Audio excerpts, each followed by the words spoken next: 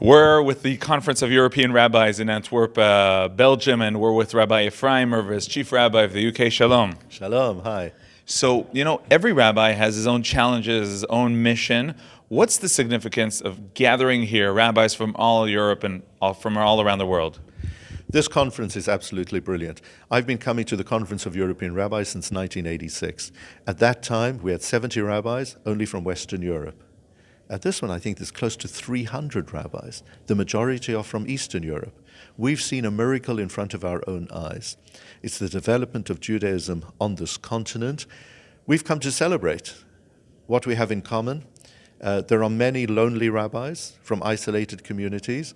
This conference gives an opportunity to connect with other rabbis, to share dilemmas, to share success stories, and that opportunity for togetherness, bonding, certainly strengthens what we do wherever we are. And throughout the years, you've heard the stories about anti-Semitism from your colleagues. Could it be that this year it's becoming more and more relevant for you in the UK? Unfortunately, that is the case. There are two parallel narratives that are happening for us in Europe. The good is getting better and the bad is getting worse. Unfortunately, you're right, the bad is getting worse. Anti-Semitism is more prevalent within the UK. We do have some problems. Our primary concern relates to anti-Semitism in the Labour Party. But together with that, we celebrate incredible, extraordinary successes within our community. Regarding the Labour Party, if the voters want the Labour Party and they'll get in, they'll get the power, what can and what are you doing regarding the threat of anti-Semitism from this party? History will show that this has been our top priority, that we are doing whatever we can, both in the eye of the public and also behind the scenes, in order to ensure that anti-Semitism will be neutralized and in order to guarantee that whichever government leads our country will be one that will be friendly towards the Jews and to the State of Israel. You mentioned the State of Israel. How do you answer those who say, it's not anti-Semitism, we're just criticizing, maybe harshly, we're criticizing the State of Israel and its policies? Well, one of the features of the new anti-Semitism is that we find that a huge amount of anti-Zionism is actually anti-Semitism. So if one is criticizing the policies of a particular government in a particular country, well, we as Jews know, just go to Israel, that's where you'll find a great democracy, and there's huge criticism of the Israeli government. That's not anti-Semitism. But when one is negating the right of a people to have its own country under its own sovereignty, which at core anti-Zionism is about, well, that is outright anti-Semitism. At the peak of anti-Semitic events in France, we saw more people immigrating to Israel, leaving France. Are we seeing that in the UK, as in wake of all the headlines and the political developments? The rate of Aliyah from Britain to Israel has been impressive.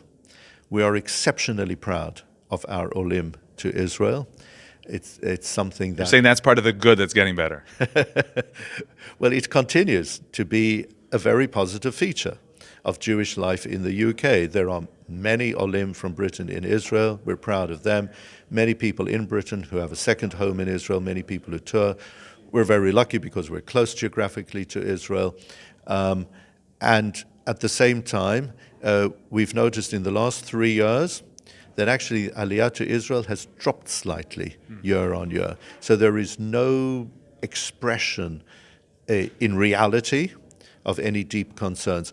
I hope it won't be put to the test in the event that a Labour government will come into power. Where are the main threats of anti-Semitism coming from? Is it left, right, Muslim, UK natives? Well, we're finding the walls closing in on us from the far right, from the far left, from radical Islam. So it's from all directions. And it's a very trying time. So let's talk about the good that's getting better, really spreading the word of Torah, of Judaism. Who's your target audience, first of all, if we try to define?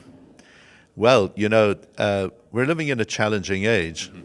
Here at the conference this afternoon, I'm giving a speech which is about millennials, a change of mindset, a new world, and how they are relating and responding to our Torah Judaism in a way that people have never related and responded before. And we need to have the kelim, we need to have the means and the tools whereby we can continue to attract people within a Torah way of life. And Baruch Hashem, we've got that. And what I'm finding is that while mindsets have changed, and today there is less respect for authority and for establishment, the neshamot of people are really working hard. People do want a life of spirituality.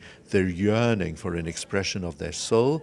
And if we have strong kehilot, great community concepts, and if we teach Torah in an attractive and appealing way, they will go for it. In terms of the streams of Judaism, in the UK, you deal with less problems of rifts? When I became Chief Rabbi, I announced that one of my priorities was going to be the unity of the Jewish community.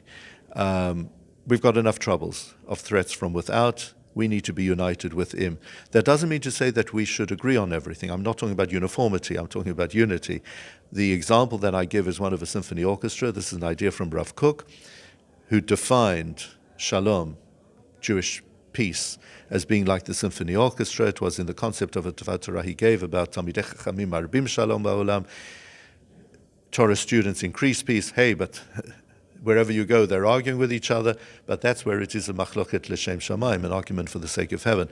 So in the symphony orchestra, you've got different musical instruments, each playing its own unique sound. Under the baton of the conductor, they produce perfect harmony. And similarly, we need to be proud of what we are about, respect others for what they're saying, and under the baton of cooperation, we need to produce Jewish harmony. We see videos of you online, really with the kids, with the young generations. It's something that you seem to enjoy, right? Seeing them grow with Judaism. Thanks so much for noticing it, because you're absolutely right. Our children are our future. I have the privilege of going to many places, speaking on many occasions. The one thing I love most of all is schools. To see hundreds of kids singing with a smile on their face, that proves to me, Am Yisrael Chai, and we're going to have a great future. Well, Rabbi Ephraim Mervis, Chief Rabbi of the UK, thank you very much for joining us, and good luck. Okay, thanks a lot.